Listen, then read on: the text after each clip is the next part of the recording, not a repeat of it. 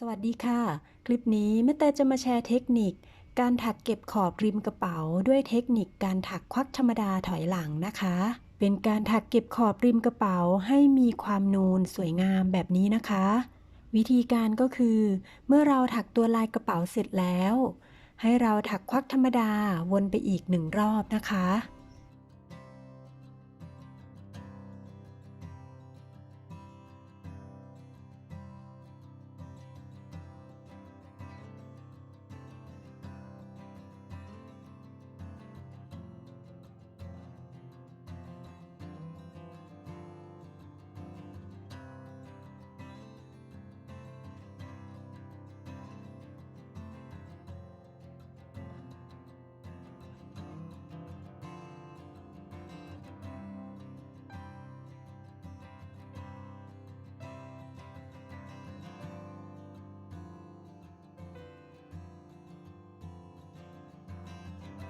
เมื่อถักควักธรรมดาวนไป1 รอบแล้ว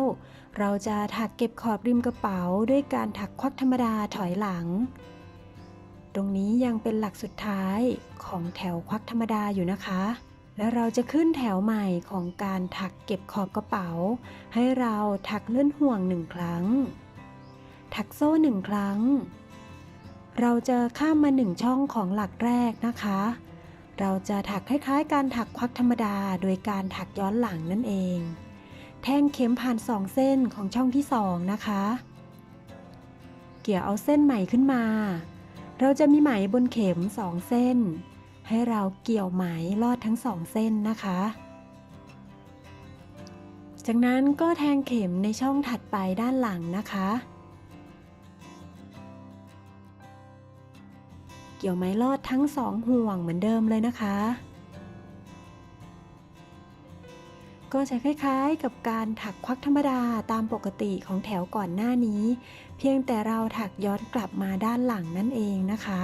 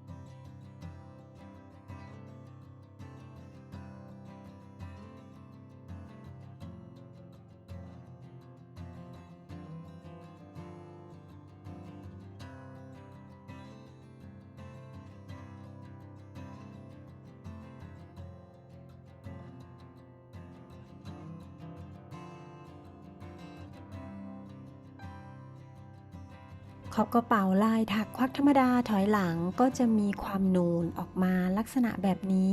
ก็ดูสวยงามดีนะคะ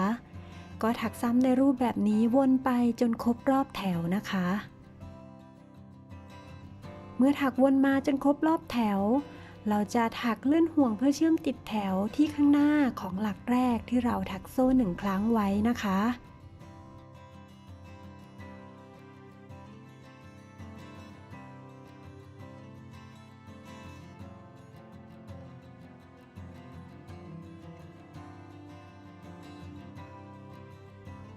ก็จะออกมาเป็นลักษณะนี้นะคะไม่ยากเลยลองฝึกกันดูนะคะจากนั้นเดี๋ยวแม่แต่จะแถมท้ายให้ด้วยเทคนิคการเก็บปลายไหมนะคะ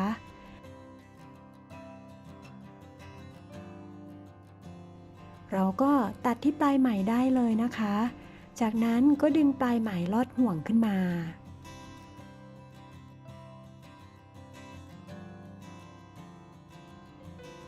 ดึงให้แน่นนะคะ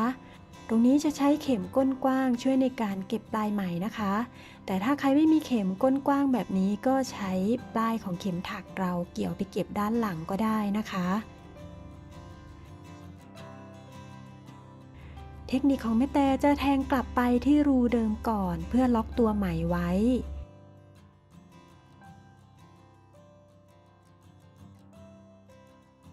จากนั้นก็จะแทงเข็มผ่านสองขาของหลักควักธรรมดาตรงนี้จะทำให้ปลายไหมที่เก็บแน่นนะคะ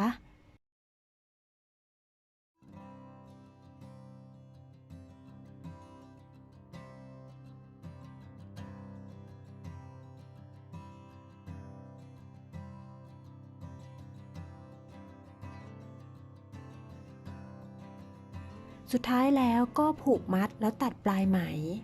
ถ้าเป็นเชือกร่มก็สามารถใช้ไฟแช็กลนที่ปลายไหมแล้วกดติดกับชิ้นงานได้นะคะ ก็ออกมาหน้าตาเป็นแบบนี้นะคะ ถ้าใครชื่นชอบขอบกระเป๋าแบบนี้ก็สามารถไปลองถักกันได้ค่ะ สำหรับคลิปนี้นำมาฝากเพียงเท่านี้ ใครอยากให้แม่แตมาแชร์เทคนิคอะไรก็สามารถพิมพ์คอมเมนต์มาได้นะคะ สำหรับคลิปนี้ลาแค่นี้ค่ะ สวัสดีค่ะ